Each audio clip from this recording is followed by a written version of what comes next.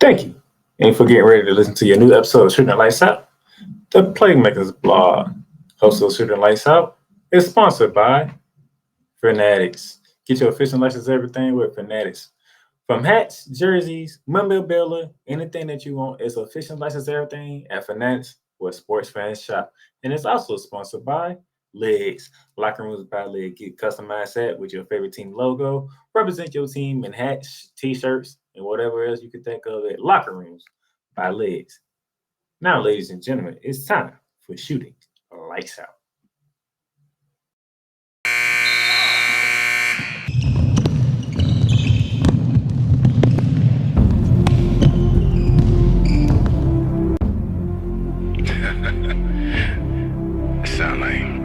Sound like some Viking music, don't it? Yeah, gotta get it out the mud, that's the only way to win. Who am I to point the finger like I never ever seen? Been through the ups and downs like the letter N. They don't let you through the door, better kick that again. Cause that's the only way to win. That's the only way to go. Gotta get it out the mud, gotta get it out the flow. Cause that's the only way to go, let's go. Shooting Lights Out.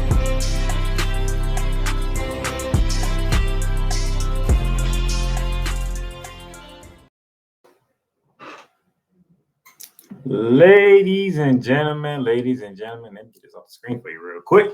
Welcome to Shooting Lights Out, ladies and gentlemen. April 17th, 2023. Look here, it is on a Monday. We finna recap the NBA playoffs from the weekend because this is what is all we talking about is NBA playoffs this day. Y'all know me, your host out here in Jacksonville, Florida, the Playmaker. Darnell Salvin's here. I'm not gonna waste no time. We're gonna jump right into it because we gotta recap it. NBA playoffs got started over the weekend. NBA playoffs Saturday. The first game on the docket was the Philadelphia 76ers as the 3 seed hosting the 6 seed, the Brooklyn Nets in game 1 of the Eastern Conference first round playoff. As you can see on the score, 121 to 101.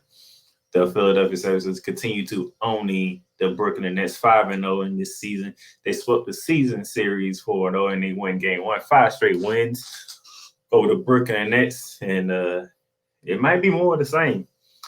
Joel Embiid with 26 points, 5 boards, 3 assists, and 33 minutes played. Tyrese Maxey 13-6. James Harden with 23, 13, and 4. They even got 21 for Tobias Harris.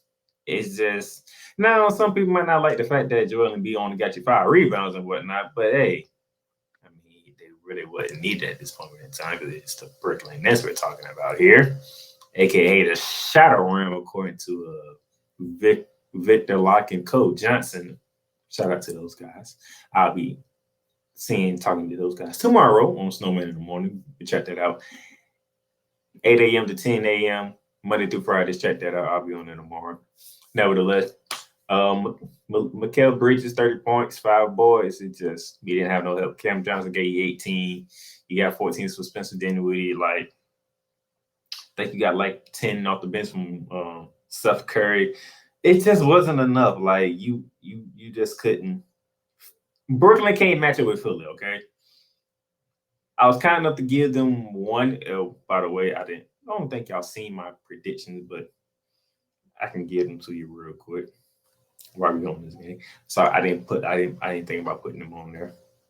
That's my fault, but we can go through it. I have the Milwaukee Bucks winning at 5 over the Miami Heat. I have the Boston Celtics winning at 5 over the Atlanta Hawks. I have the Philadelphia 76ers winning at 5 over the Brooklyn Nets, and I have the Cleveland Cavaliers winning at 7 over the Knicks. On the west side, I got the Denver Nuggets winning at 6. That might not be the case. I have the Grizzlies winning at 7 over the Lakers. The champions Golden State winning in 6 over the Sacramento Kings. I almost picked the Kings in 7, but you're gonna figure out why. And I did pick the Clippers over the Suns in 7. So those are my picks right there. That's my fault. I didn't put the slide on here, but for y'all that was wondering, there you go. Nevertheless, I gave Brooklyn 1 game. I don't know how they're going to get 1 game, but I gave them 1 game just to be nice. I don't see it. Philly's going to win this series easily, and it's not going to be a problem. That's just me. Okay. Like, they had 9 more assists than Brooklyn. They had 11 more steals than Brooklyn. I just don't see how Brooklyn is going to be competitive in this series. I just don't. Moving on. Our second game that started off was the Boston Celtics against the Atlanta Hawks. The Atlanta Hawks won the 7th seed by shockingly going down to Miami and gave them the business. And then in turn, they got the business from the Boston Celtics in game 1. Jason Tatum, 25 points, 11 boards. Jaylen Brown, 29 points, 12 boards. Derrick White got in the starting lineup, dropped 24. Marcus Smart gave you 11, 7, and 7. No matter what. All the starters for the Atlanta Hawks scored in double figures, but only one scored 20, and that was Devontae Murray with 24 points, 8 boards and 6 assists. Trae Young, 16 points and 8 assists. They ain't gonna cut it. Clint Capella gave you 12 and 8. They ain't gonna cut it. DeAndre Hunt gave you 11. Ain't gonna cut it. John Collins gave you 12. Ain't gonna cut it. It's not gonna cut it. And the Boston Celtics have won 4 straight games over the line because they won the 3 games that they played in the regular season, and they won game 1, so they 4 straight. So we have Philly on a 5-game winning streak over their opponent, and we have the Boston Celtics on a 4-game winning streak over their opponent. I did give Atlanta 1 because with Trae Young, Devontae Murray, I got a feeling they can get 1, but the way this game looked, it was a beatdown from the start. Now Atlanta did make a comeback, but as you can see, 112-99. The largest lead was 32 for the Boston Celtics. The Atlanta Hawks shot 5 for 29 from 3, 17% from 3. That is not going to cut it whatsoever. The fact that y'all out-rebounded the hell out of Miami in that playing game, y'all couldn't do it against Boston. 58-45, 13 rebounding edge to the Boston Celtics. They ain't going to cut it. Atlanta might have I gave them 1 because of Trae Young and Devontae Murray. They gonna get 1. I got a feeling they gonna find a way to get 1, but hey, that's it. Boston's not losing to the Hawks. I'm sorry. All my Atlanta Hawk fans out there, y'all season is ended in the first round of the playoffs. Y'all not beating Boston. No, y'all not beating Boston. I'm sorry. Continue on. One of the more intriguing matchups in the playoffs. The New York Knicks were in the land to take on the Cleveland Cavaliers, and it was the Knicks. Orange and blue skies in Cleveland. Stephen A. Smith is standing up. Spike Lee is standing up. My boy, why is it Jefe is standing up? Because the Knicks took home court advantage from the Cleveland Cavaliers 101 to 97. As you see the highlighted boxes that I have for you, Donovan Mitchell gave you 38 on 14 for 30 shooting, 6 for 16 from 3 with 8 assists and 5 boards. Darius Garland, where were you, sir? 17 points on 7 for 13 from the field, 2 for 4 from 3. Evan Mobley only gave you 8 points. He did give you 11 boards, but only 8 points on 4 of 13 shooting. That's not going to cut it because Jalen Brunson, you see Jalen Brunson's numbers? 27 points, 11 for 24 from the field. And that was in the second half, but he was in foul trouble in the first half. He came out in the second half, was like, I'm taking over. George Ryan gave you a double-double with 19 to 10. 7 for 20 from the field, 3 for 10 from 3. What you don't see is the bench production, but I got that covered for you because Josh Hart played good for the Knicks. He got them going off the bench. Let me give you Josh Hart's numbers, which is going to be a problem for the Cavaliers if they don't get that fixed. Josh Hart, 17 points, 8 for 11 from the field, 1 for 2 from 3, and he had 10 boards. So you got a double-double from Josh Hart. That's just bad. Josh Hart by himself outscored the entire Cavaliers bench. He had 17.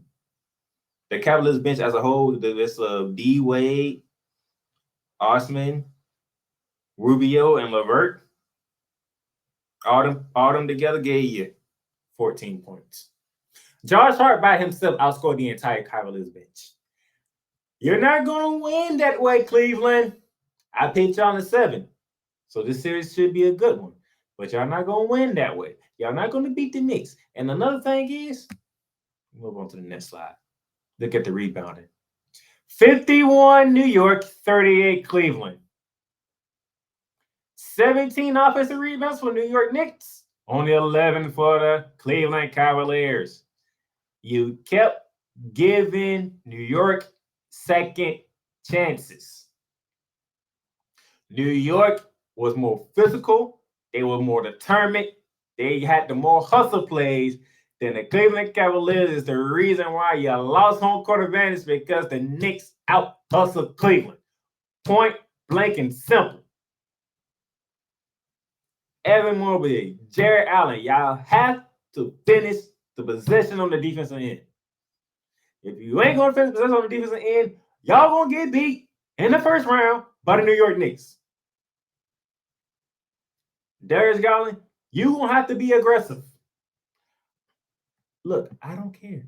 Yeah, you took 13 shots. No, I don't care about the volume of shots you take. I care about the kind of shots you take. You have to be aggressive. You was not being aggressive. You just taking whatever shot that you want. You just took, okay, I'll take that one. You was not into the game. Darius Garland, I need you into the game like Donovan Mitchell was. You can say Donovan Mitchell took way too many shots. He had no choice because Darius Garland, his backup, his backcourt mate wasn't being aggressive. So Donovan's like, I'll be aggressive. That's why he got the 38. If Darius Garland can take the same mentality that Donovan Mitchell is taking and taking into game 2, I guarantee you the Cleveland Cavaliers will win game 2. I guarantee you. Let Darius Garland take some of that aggressive nature that Donovan Mitchell had and put it in his game. I bet you Cleveland wins game 2. But if Darius Garland going to play the same way he played in game 1, Cavaliers in trouble. I need Jared Allen, and even though y'all combine Jared Allen and Evan Mobley, y'all combined for 25 rebounds. Nevertheless, y'all didn't get the rebounds that was needed. Y'all was out-rebounded by 13. That should not happen when you have 2 7-footers. Okay? That should not take place. Nevertheless, it took place, and the Knicks won because they out-hustled the Cavaliers. They made the game-winning plays. And game-winning plays is not just putting the ball in the bucket. Game-winning plays is diving on the ball for loose ball, creating second possessions, ending the other team's offensive possession. Those are hustle game-winning plays. By the way, when we get to what happened yesterday in a certain game, you will see what I mean by game-winning plays, okay? Because another team went on the road and won on yesterday, and I'll get to that a little later. But if you're not going to make the game-winning hustle plays, you're not going to win an NBA series. You're just not. So Cleveland, when it's game 2, y'all need to get together, and I'll get to that later towards the end of the show. But Knicks take home court advantage from the Cleveland Cavaliers. That was game 2 on Saturday. Game 3 put us at ABC primetime, the primetime game, where we got to see the Sacramento Kings host a playoff game in 16 years. In hosting, they hosted the reigning, defending NBA champions, Golden State Warriors. Steph Curry, 30 points, 6 boards. Klay Thompson, 21 points, 6 boards, 5 assists. They combined for 51. Problem is, Fox was on the loose. And I mean Fox, and I mean De'Aaron Fox. 38 points in his playoff debut with 5 assists. Sabonis did not have the best game. He only gave you 12, but he did give you 16 boards. He got 13 from Harrison Barnes. I believe Malik Monk was a factor in this game as well. Let me go look at the bench points for the Kings. Malik Monk, 32 points, 8 for 13 from the field, and he only hit 2 threes. That means Malik Monk was more on the attack mode of the driving to the basket. When you can get 32 points on 8 shots, that means you was in attack mode. He had 14 free throws, and he hit all 14 free throws. De'Aaron Fox went 8 for 12 from the free throw line. Those two by themselves combined for 22 of 26 free throws. And they combined together for 70 points. 70 points between Malik Monk and De'Aaron Fox, which is saying a lot. Okay. Andrew Wiggins came off the bench with Jordan Poole, gave you 17 each. That's 34 points off the bench. It was pretty much Andrew Wiggins' first game back after he was gone for months at a time. So we expect him to get back better and right. He did look pretty good, but he probably isn't fully himself, but he looked pretty damn good in game one. I would say that. But shout out to the Kings. Opening playoff series, opening game in 16 years, and you took down the reigning defending champions in game one to defend the home court for one game. I'm interested in seeing how Mike Brown will adjust in game two, because Steve Kerr and the Warriors, they're gonna make their adjustments. They're gonna do their best to make sure De'Aaron Fox is not having an explosive game like he did along with Malik Monk. So Sabonis, Keegan Murray, can y'all be more productive on the offensive end? Sabonis did give you 16 rebounds, but 12 points ain't gonna cut it, Sabonis. I'm just gonna let you know right now. Scoring 12 points in this series ain't gonna cut against the champs. It's just not gonna cut it. It's not. It's not gonna cut it. So we're gonna need a little bit more for you on the scoring department, Sabonis. If the Kings are going to send the champs home in the first round. And then here we go. Look at the offensive rebounding. 17 for the Kings to 9. That's like +8. So they was getting second chance points. So part of the 16 rebounds. So bonus guys was on offensive end creating second chance point. That's good. That is tremendous. I'm just saying he gonna have to score more than 12 points. They're gonna knock out the champ. That's all I'm saying. Look at the points in the paint, 60 to 44. That's a +16 advantage for the Kings. So I like what I see from the Kings. I love what I'm seeing from the Kings.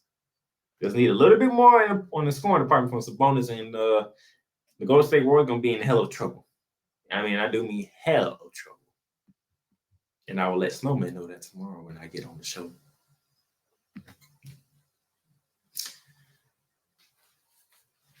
So with that being said, we got that. So we're gonna take a break here, and as you can see, after we come back from the break, we're talking playoff Sunday. The Playmakerz blog is proudly to announce that it is sponsored by Fanatics. Fanatics, where you can get all your official licensed sports gear, memorabilia, whether it's for the National Football League, the National Basketball Association, Major League Baseball, National Hockey League, or even International Soccer League, or even college sports. So rep your team, rep the hardware, get comfortable, because Fanatics is the way to go, where sports fans shop and official license everything. Yes, right, ladies and gentlemen. Shooting Lifestyle is sponsored by Fanatics. Get your official license everything with Fanatics.com. Go ahead and get your NBA playoff gear for this, because it's going to be good. Hit the link in our show notes for great deals and special deals that's going on with Fanatics, and rep your team. It is the NBA playoff. Rep your team.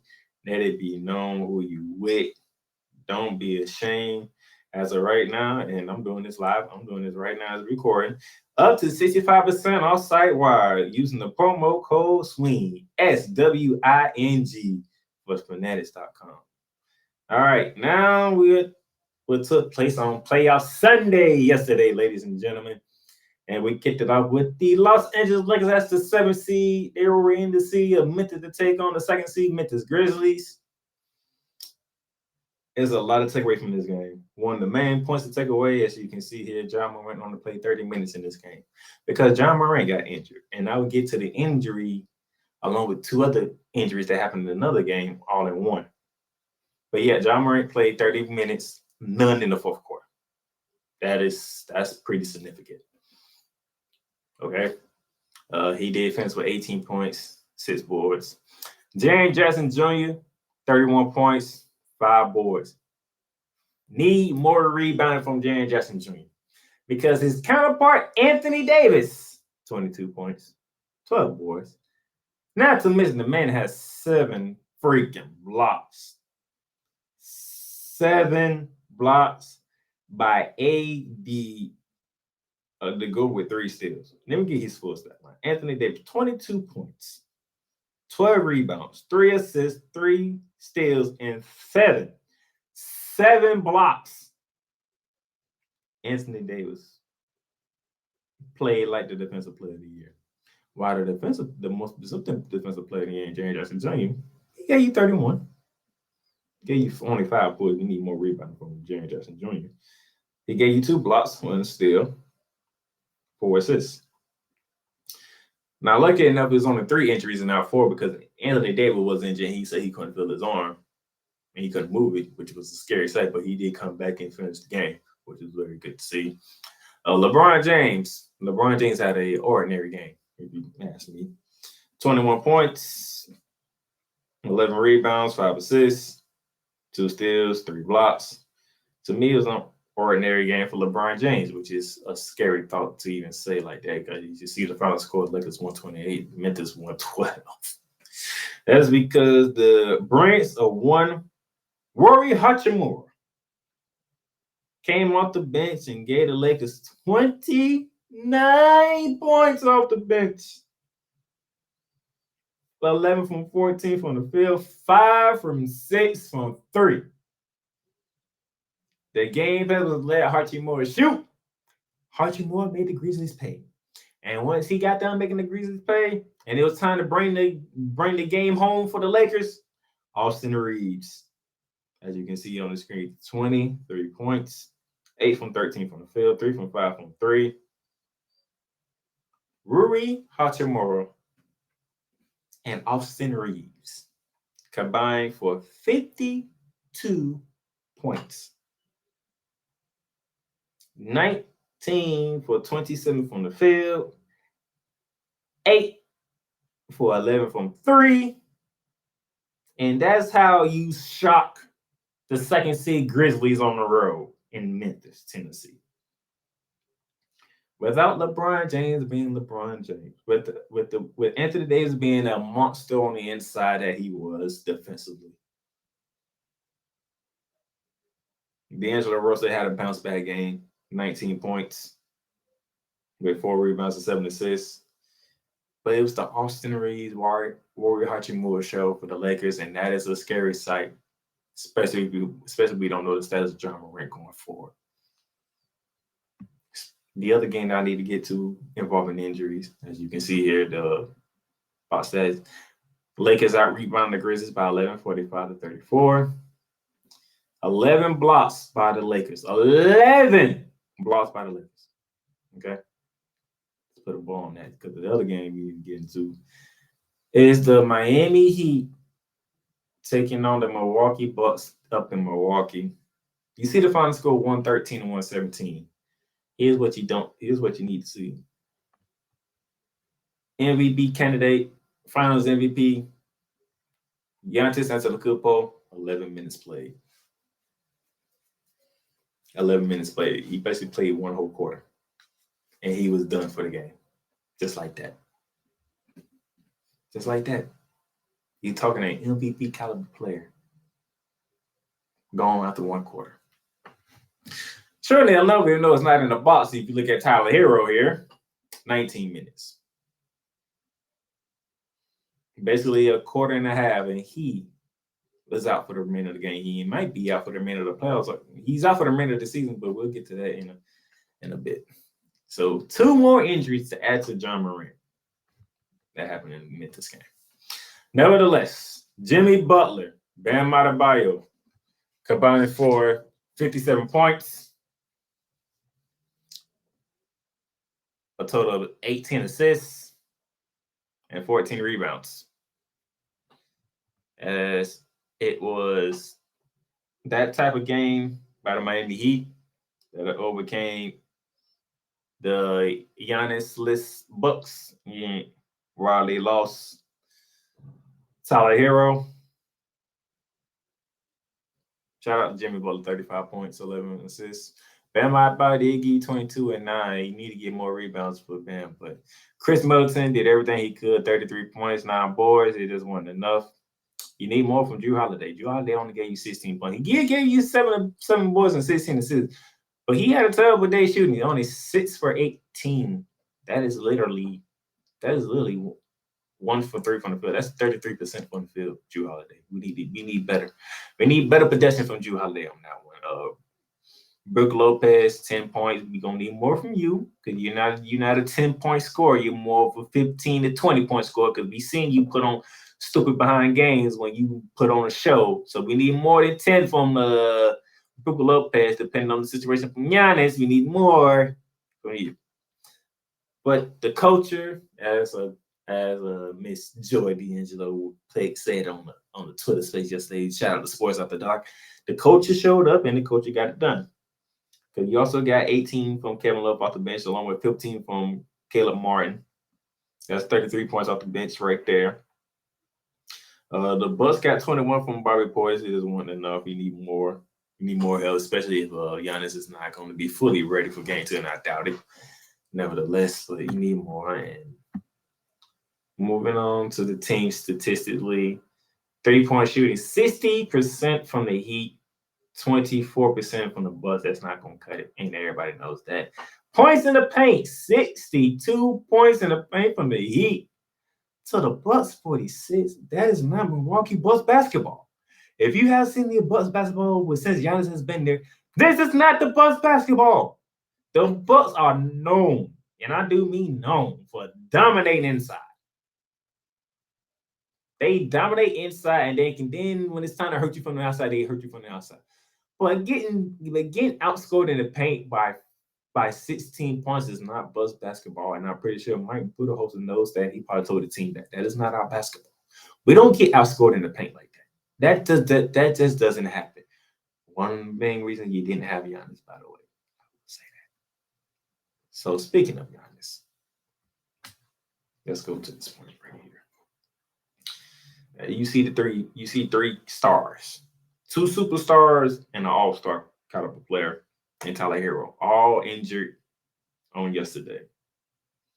Start off with the biggest one, which is obviously the MVP candidate in Giannis Antetokounmpo. Bucks star Giannis Antetokounmpo was ruled out for the Minnesota Sunday's game 130-117 game loss to the Miami Heat with a lower back contusion, the team announced. Bucks coach Mike Budenholzer said after the first round matchup that Antetokounmpo had an X-ray that came back clear, which is good. Very good. Budenholzer said, quote, "We'll monitor him and see how he wakes up Monday. It's going to be a day-by-day process. Lucky enough for them, they don't play till Wednesday. Game 2 is not until Wednesday. But, yeah, you could tell Giannis he was hurt. He was hurt, okay? He was definitely hurt. And if they got to go a game without, now they have played games without Giannis and they have won, but we are in the playoffs, so Chris Middleton got to keep doing what he's doing. Drew Holiday got to be that dude. Brook Lopez got to be that dude. Bobby Portis continue doing what he's doing.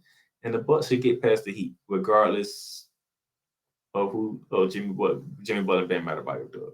Because the Grizzlies, the Bucks have that team that can beat them without Giannis. They really do. It's just a simple fact. Are they going to do it is the question. Now, Ja Morant.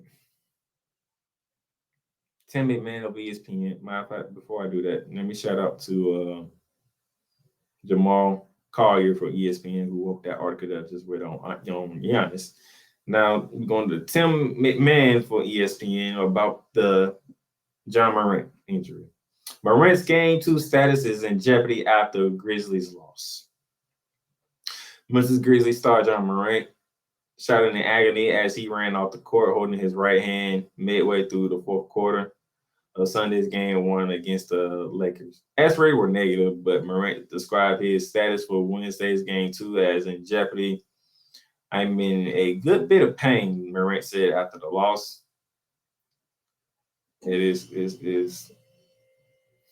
That's another one. Morant hurt his hand again when he slammed onto the court with 5 minutes and 48 seconds remaining in the fourth quarter, as the Grizzlies were down 4 points as he fell after charging into Lakers big man Anthony Davis. Pretty much, Ja Morant and Giannis and Antetokounmpo were both injured doing the exact same thing. Anthony Davis tried to take charge on Ja Morant. Ja Morant gets injured. Kevin Love tried to take the charge against Giannis and Antetokounmpo. Giannis gets hurt. Same exact play. Two superstars injured in both scenarios, which pretty much kind of dampened the games in a way. Because once Ja Morant went hurt, but just under 6 minutes to go with Grizzlies down 4, you can feel the energy from the FedEx Forum leave. But that's Ja Morant we're talking about. When Giannis left just before the end of the first quarter, you felt the entire building in Milwaukee drained because we're talking a 30-point, 13 rebounding guy leaving the floor. And if you recall, the final score in these both games is a big difference. Lakers won by 16. Miami won by 13. Now, maybe both Warrior teams still win the game in Miami and the Lakers. But how close are we talking about? Does the Memphis Grizzlies actually lose by 16 and Ja Morant is still on the court? Do the Bucks get beat down by 13? Ew, Giannis is still in the game.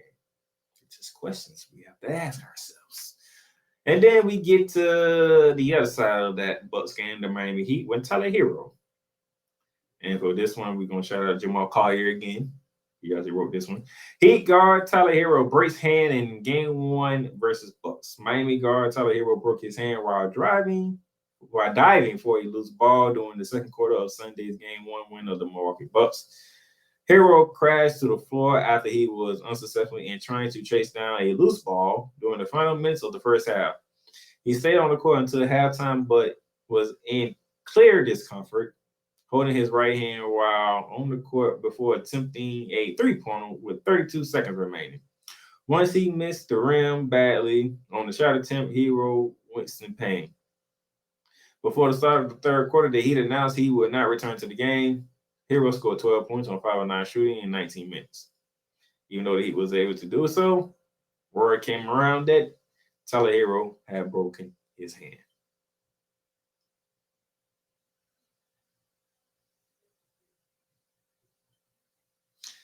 That is a tough loss for the Miami Heat. You're talking about a former 6th man of the year who can come off the bench and go for 30 whenever he feels like it, because he is that type of shooter. A sniper from 3. But nevertheless, the Heat did get a big win because despite losing Herro, Jimmy Butler stepped up, Bam Adebayo did his thing. You got bench production from Kevin Love and Caleb Martin. But these injuries, man, it's going to be interesting to see how the Memphis Grizzlies adjust without Ja Morant against this Lakers team, where Anthony Davis is being a man amongst boys on the defensive end, and you have Rui Hachimura and Austin Reeves putting on shooting performances out of the blue. And then for the Bucks and Heat, how long is Giannis out? We know Tyler Herro is out for the series, so who's going to step in his spot? Is it Duncan Robinson? Is it Kyle Lowry? Does Eric Spoelstra do the unthinkable and go with Caleb Martin in that spot? Does he insert Kevin Love in that spot? Let Jimmy be the 2. Kyle Gavis be the 1, Jimmy be the 2. Okay. You put Bam at the 5 and Kevin Love at the 4. These are questions that I have to ask.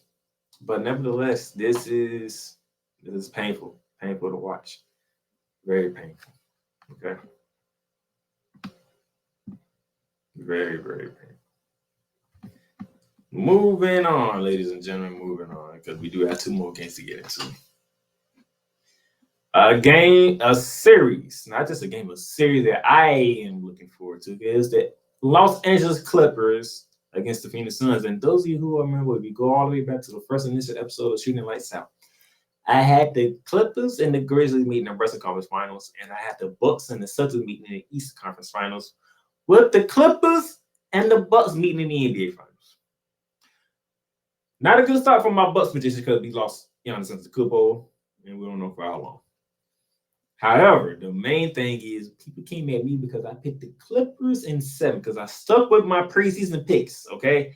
I did not change my pre. I stuck with it when I could have went the other way. I stuck with it. I said Clippers in 7, 115 to 110, despite not having Paul George for this series. The Clippers take home court advantage from the Phoenix Suns. Kevin Durant, 27 points, 7 for 15 from the field. 9 boards and 11 assists. The man almost had a triple-double in his first game with the Suns in the playoff series. Torrey Craig, 22 points. I surprised him 22 points because Torrey Craig don't go off for 22 points whenever he wants to. That was surprising to see. DeAndre Ayton, 18 points, 8 boards. That's not a good sign. Chris Paul, only 7 points, 11 boards, 10 assists. Devin Booker, 26 points, 10 for 19 from the field. You see what Kawhi Leonard did over there? 38 points, 5 boards, 5 assists. But, we can talk about Kawhi Leonard, but what about Russell Westbrook? Now all y'all gonna look at it, man, that man went 3 for 19 from the field. That man was shot terrible. He shot the Suns back in the game, all this stuff. But do you see the 10 rebounds? Do you see the 8 assists? And by the way, that man had 2 clutch free throws. He made 2 clutch free throws. He defended Devin Booker in crunch time, blocked his shot, and threw the ball off of him. He generated 2 to 3 offensive rebounds on 1 possession for the Clippers. But y'all gonna look at him being 3 for 19. Yes, it was one of the worst shooting performances I ever seen Russell Westbrook had in a playoff game. 3 for 19. But when you come up with 11 boards, this says 10, but I think they updated. Double digit in rebounds, 8 assists, 3 blocks and 2 steals, bruh. Give that man credit. Remember when I said earlier about the New York Knicks doing game-winning hustle plays? That was Russell Westbrook for the LA Clippers. Russell Westbrook made the game-winning hustle plays in crunch time. The ability to let Kevin Durant get a good-looking shot. The ability to block Devin Booker and throw the ball off Devin Booker to make it Clippers ball. To create multiple offense possessions by going for offensive rebounds and making 2 clutch free throws, even though you struggling from shooting the ball. He only took 6 3-pointers, okay? He took 6 3-pointers and made 1. So you take the 3 points out, he was 2 from 13 from the field. If you take out the 3 points, Russell Westbrook was 2 for 13 from the field. Now, we're going to talk real, because this is what we do here on Shooting Lights Up. We talk real ball. We talk real basketball here. This man is 2 from 13 from inside the arc. And yet, when it was time for him to hit the free throws, he hit both free throws. He put both free throws in the hoop. If you want to give him slack about his shooting performances, you better give him credit for what he did outside of shooting. Because his tenacity, his energy, his hustle plays is the reason why the Clippers got home court advantage right now. Okay? Now, we're going to love Kawhi Leonard. Kawhi Leonard was Kawhi Leonard. Kawhi Leonard became that dude. 38 points. 13 from 24 from the field. 3 from 5 from 3. We know what Kawhi Leonard brings to the table. We understand that. So we're not going to take nothing away from Kawhi Leonard. Kawhi Leonard, he came that dude. He was that dude, okay? But we're not going to sit here and just blow up Russell Westbrook like we always been doing. That's not going to happen. Russell Westbrook gets credit for this game here. His hustle, his energy is the reason why they took home court advantage from the Phoenix Suns. And you might not like it because you want him to shoot better. Fine, that's all well and good. But you are not going to deny that Russell Westbrook played a major role in the Clippers still in home court advantage. Now, let me get back to the Phoenix side because I heard a lot of people talk about Kevin Durant. He played like ass. He was terrible. The man almost had a triple-double. Okay? That man had 27 points, 9 rebounds, and 11 assists. Now, if you want to say he didn't play good in the fourth quarter, say that. Because that's really what you're saying. When you say he played ass, you're talking about the entire game, which he was not. Now, if you want to say he played ass in the fourth quarter, say that and I'll get you. I'm with you. Because in the fourth quarter, he was not aggressive in the fourth quarter. In the fourth quarter, Durant was not looking for a shot in the fourth quarter. Now, to be fair, and to be completely fair to Kevin Durant, ever since he joined the Suns, he hasn't really been shooting the ball like that. Maybe I can prove it to you. I can prove it to you because I looked at his time with the Suns, the 8 games he has played, and when it was 8-0. I want to say, what did Kevin Durant really do with the Suns since he's been there? Okay. In his first game against Charlotte, he only took 15 shots. Against Chicago, he took 10. Against Dallas, he took 17. Against Minnesota, he took 18. Versus Denver, he took 15. Against OKC, he took 21. 14 against the Spurs. 18 against the Nuggets again. And then he only took 15 against the Clippers.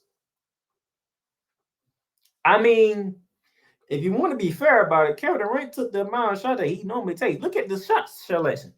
15 from Durant.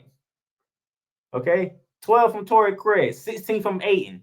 Chris Paul only gave you 8, which, I mean, we all know Chris Paul should be shooting somewhere between 14 and 15 shots a game, to be quite honest. Devin Booker only had 19. Devin Booker only took 4 more shots than Kevin Durant. Devin Booker only took 4 more shots than Kevin Durant, but we're going to focus on Kevin Durant because he is the name of the team. But it is not his team. It is Devin Booker's team. This ain't the Golden State Warriors.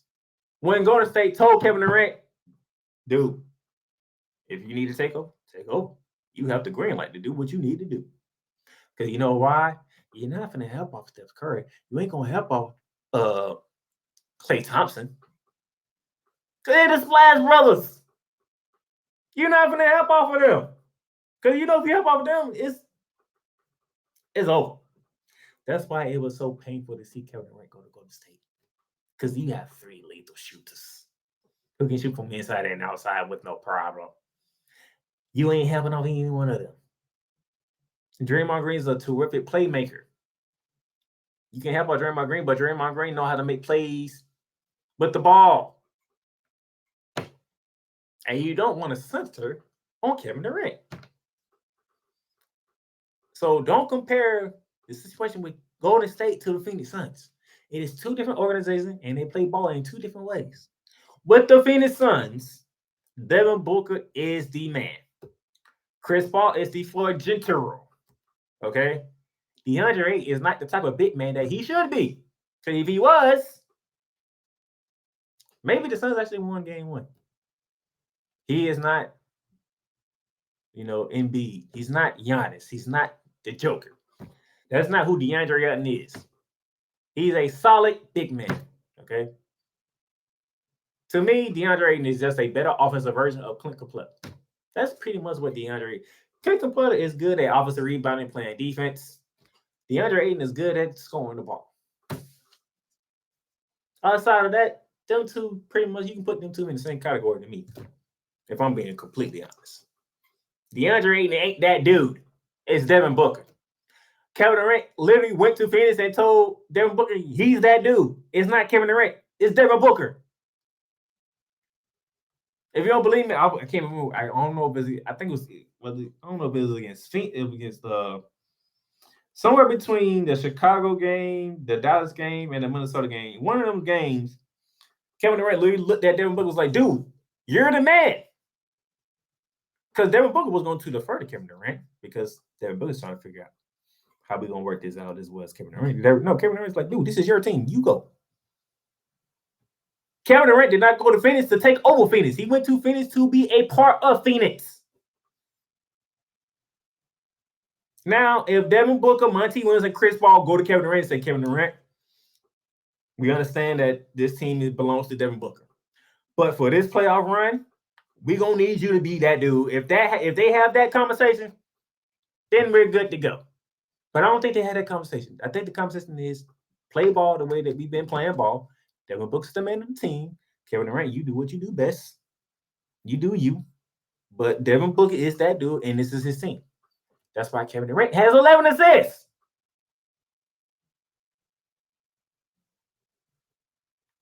Now, if you want him to take over, let's say you want him to take over, but it's not KD's team. So KD wasn't looking to take over. Until Monty Williams, Devin Booker, and Chris Paul had that talk with Kevin Durant, I expect Kevin Durant to play like he played yesterday. Be efficient from the field, make the correct play, and if it's time to go, Devin Booker, you take over. Until they have that conversation, you might get more of the same. I'm just throwing that out there. Now let's get to the team stats of this game.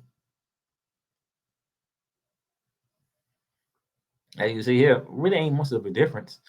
Phoenix shot better from the field. Clippers shot better from three. About even on the free throw battle. Okay, Clippers slight edge in the rebounding. It wasn't really much difference between the two. It's just game-winning hustle plays made by Russell Westbrook and the Los Angeles Clippers, creating multiple offense possessions. As you can see here, the offensive rebound, 15 for the Clippers, 6 for the Suns. There's your difference right there. Game-winning hustle plays by the Clippers led by Russell Westbrook. There you go. And then finally, the only team to not get close to 100 because the Hawks scored 99, so they was like a point away from 100. Outside of that, the only team not close to a goddamn 100 is the Minnesota Timberwolves. And they got dispatched. I mean dispatched by the Denver Nuggets. The 1-versus-8 matchup. Nikola Jokic, 13 points, 14 boards, 6 assists. And he fouled out. Nevertheless, 13 from Aaron Gordon, 18 and 11 from Michael Porter Jr., 24, 8 and 8 from Jamal Murray, and Kentavious Caldwell-Pope gave you 15. All the starters from Denver scored in double figures, led by Jamal Murray, and they beat the brakes off the Minnesota Timberwolves. Despite the fact that Rudy Gobert and Karl-Anthony Towns combined for 23 rebounds, Michael Porter Jr. and Jokic combined for 25 rebounds. The two fellas 7-footers got out-rebounded by the MVP candidate and the third best player on the team.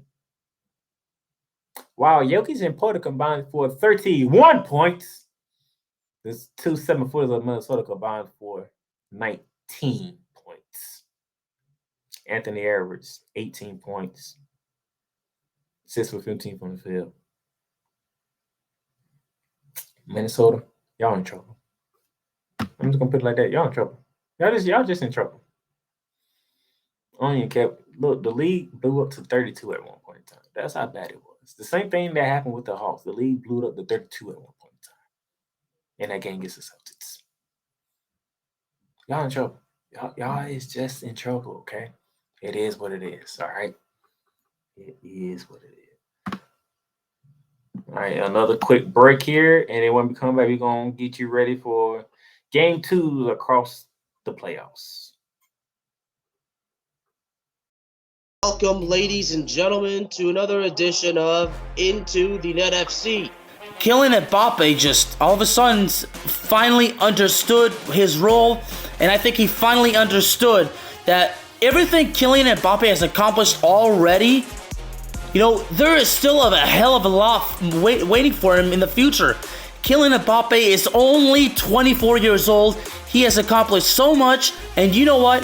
Kylian Mbappe has not even reached his prime.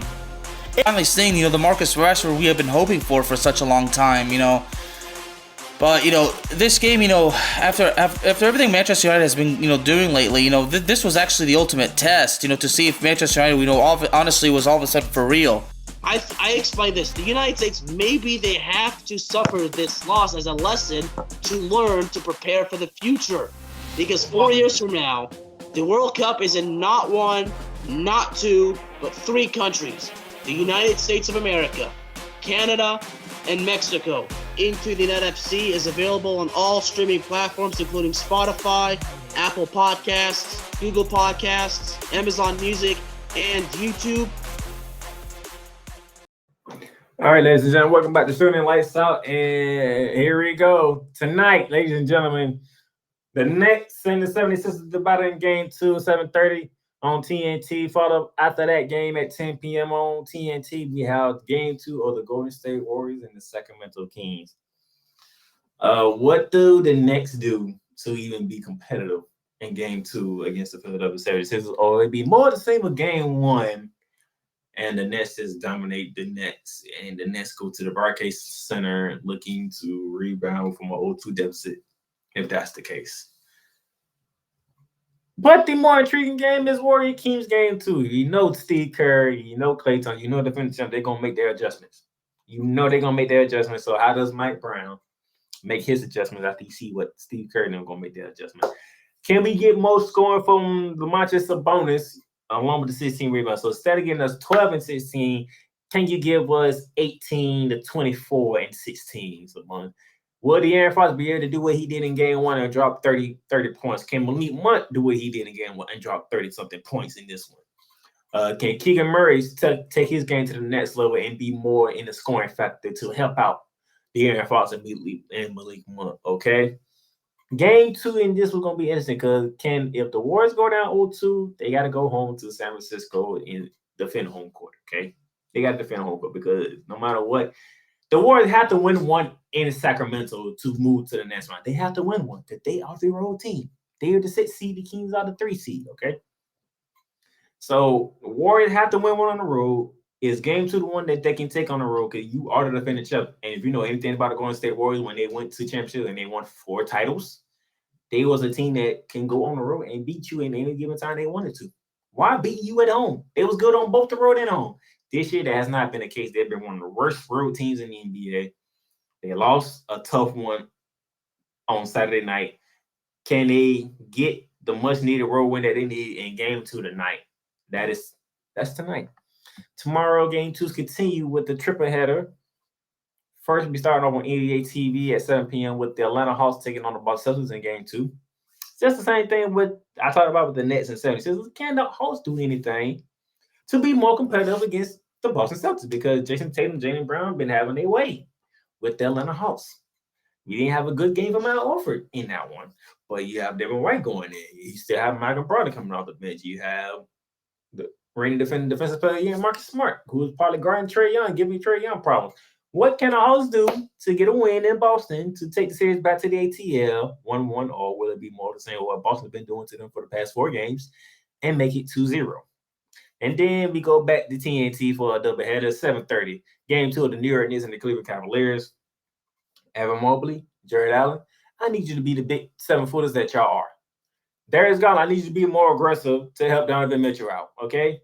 I need the Cleveland Cavaliers to be more aggressive, to be more intense, to be more hungry than the New York Knicks. Because if not, you do not want to go to Madison Square Garden down 0-2 and lost both games at home.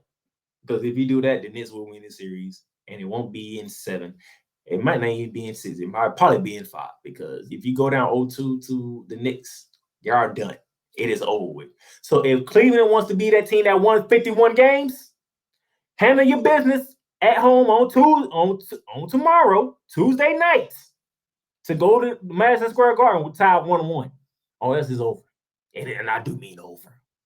And then at 10 p.m. on TNT tomorrow, Game 2, Clippers, Suns. What kind of talk does the Phoenix Suns have amongst themselves about what took place in Game 1? Is Kevin Durant going to be more aggressive? Is Devin Booker going to be more aggressive? Is Chris Paul going to be more aggressive? And can the Clippers duplicate what they did in Game 1? More so what they did the first time when they had a 16-point lead instead of having to fight to win it, scratch and claw and survive Game 1. Can Russell Westbrook give you a better shooting performance while still being that energy and the hustle player that he was in Game 1? Kawhi Leonard going to do Kawhi Leonard things. Does Norman Powell be more efficient in scoring? Or what does Terrence Mann do in the scoring department? Because Terrence Mann can score the rock. We watched Terrence Mann 2 years ago when they made that trip to the West Conference Finals against the same Suns, put on performances that we was like, yo, Terrence Mann might be one of them dudes for the Clippers that can help out Kawhi Leonard and Paul George. Can that Terrence Mann resurface in this series for the Clippers to help out Kawhi Leonard? Because the Suns going to make that adjustment. Monty Williams going to do what he need to do. What does Ty Lue do to counter what Monty Williams is going to do? To take the series back to Crypto.com Arena 2-0 instead of 1-1. Okay? That's Tuesday's lineup. And finally, Wednesday is the final of the Game 2s. begin on NBA TV at 9 p.m. Well, beginning with TNT, should I say? Beginning at TNT at 7:30 p.m. We have the Lakers Grizzlies round 2. The status of Ja Morant is still up in the air. How does the Grizzlies fare if they don't have Ja Morant against the Lakers, who saw Rory Hachimura go for 29 and they saw Austin Reeves go for 23, while LeBron James had an ordinary game and Anthony Davis being a beast in the defensive side of the ball?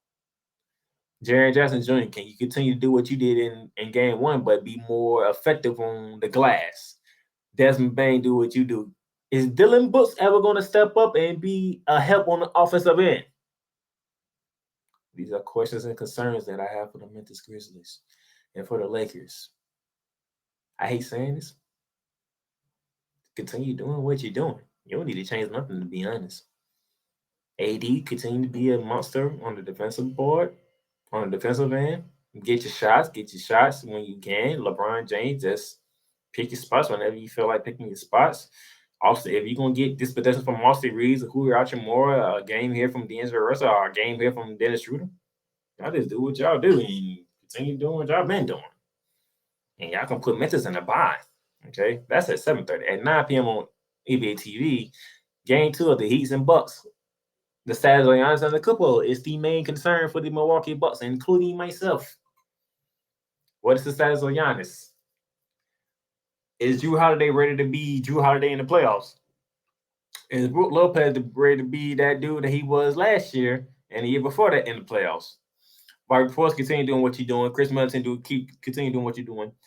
Grayson Allen, we're going to need a sighting from you, Grayson Allen. And then for the Heat, it's about culture, baby. You're not going to have Tyler Herro. Who's going to step in? Who's going to fill Tyler Herro's shoes? Jimmy Butler, continue doing what you're doing. Bam Adebayo, do what you're doing, but be more aggressive on the boards. You don't have Giannis to deal with, most likely, in game 2 because he has a lower back injury. I don't think Giannis might be fully ready when game 2 happens, even though he does have 2 days off today and tomorrow.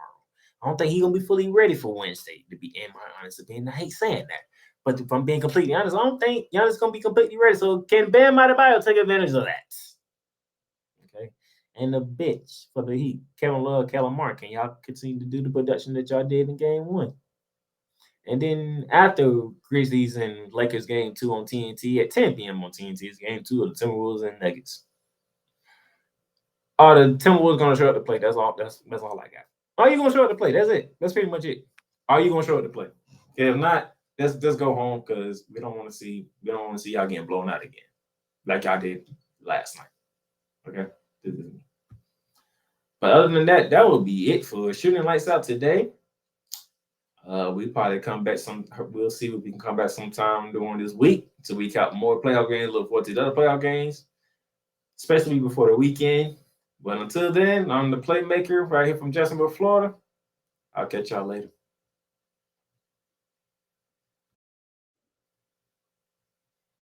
Good. You've done great. But you can't stop here. You can't stop now.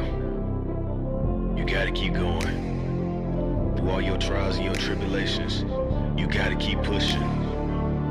Now, finish your canvas. Yeah, gotta get it out the mud, that's the only way to win. Who am I to point the finger like I never ever seen? Been through the ups and downs like the letter N. They don't let you through the door, better kick that again.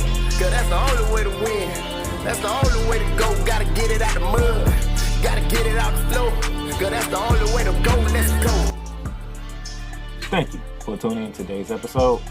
If you want to follow the podcast, you can follow it on all streaming platforms, including Apple Podcasts, Google Podcasts, Spotify, Stitcher, and a whole lot more. This has been Shooting Lights Out.